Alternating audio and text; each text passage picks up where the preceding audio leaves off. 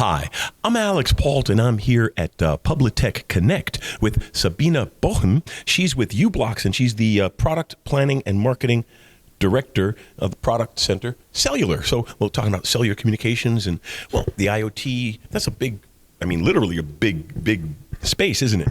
Yes, it is. And I think in the last 10 years, we've seen tremendous growth in IoT applications, different verticals that are being connected, and, a number of new technologies coming on board.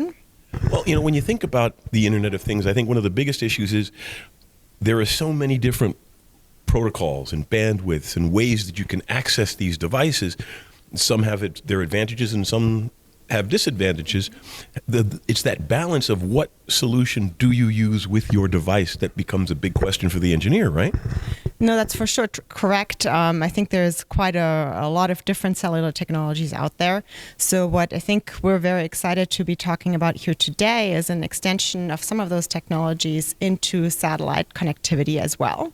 Satellite connectivity. So what band are we talking about here for the satellite connectivity? So 3GPP, which is the standards body for cellular connectivity, went through a phase called Release 17, where they essentially defined how terrestrial networks, specifically LTE-M and NB-IoT, could operate with non-terrestrial networks. So when we're talking about the non-terrestrial aspect, we're really talking about an enhancement to NB-IoT. Very nice. So is this a chipset, a family of devices? How do you manifest that solution in your product? Sure. We're a module maker at uBlocks, so we're very happy to announce today the Sera S528NM10. It's our first 3GPP Release 17 compliant IoT-NTN module.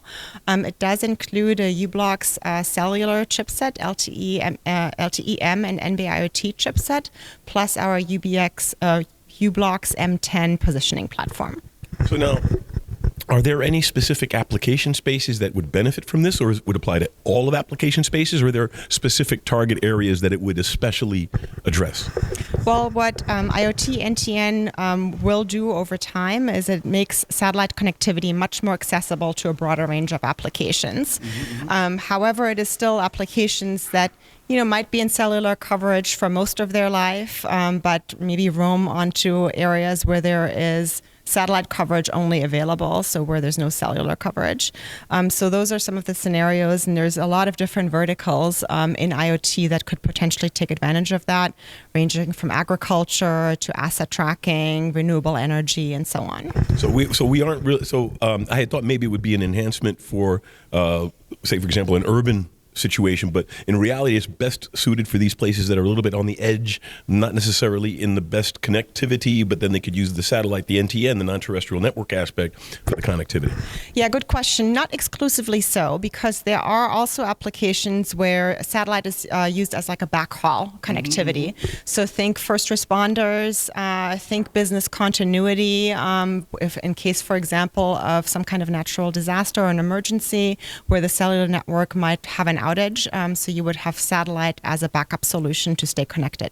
Now, what are some of the other considerations? Obviously, they would need to have the proper antennas to, especially if they're integral antennas and all. Do you help your clients with the antenna selection, for example, or the subsystem design?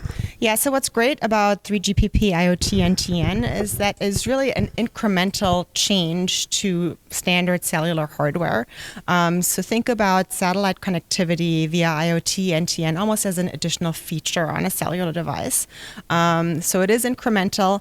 There are some more stringent antenna performance requirements. And so, for example, with our new product, our EVK has some recommendations for antenna spec. You do want to use a little bit of a higher performing antenna for satellite connectivity. Got it. Now, are there any challenges for the engineer to make sure that they optimize the installation of this, or do you help them with that as well?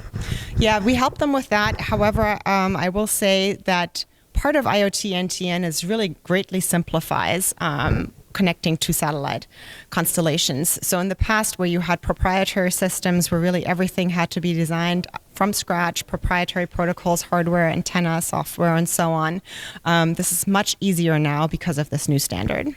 Is it a single chipset that can apply to everything, or is it a family of chips, or this is one of them, or is it one size fits all? Yeah, so this is a module.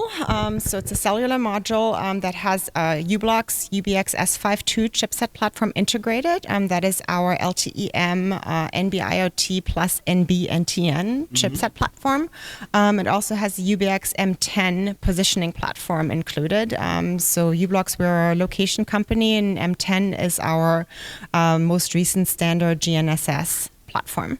Very nice. So, were there anything else, other items about the company itself or about the roadmap forward that you wanted to talk about? I think IoT-NTN or satellite connectivity overall is a very exciting space for IoT applications overall. We're expecting to see a lot of growth there. There's still the ecosystem is, it's relatively early.